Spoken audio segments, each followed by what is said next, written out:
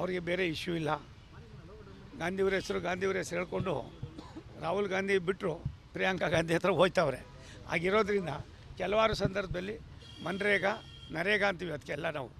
ಅದರಿಂದ ಏನೇನಾಗಿದೆ ಎತ್ತೆತ್ತಾಗಿದೆ ಅನ್ನೋದನ್ನು ನಾವು ಇಷ್ಟರಲ್ಲೇ ಪ್ರತಿಯೊಂದು ವಿಧಾನಸಭಾ ಕ್ಷೇತ್ರದಲ್ಲೂ ಕೂಡ ನಾವು ಅದರ ಮಾಹಿತಿಯನ್ನು ಕೊಡ್ತೀವಿ.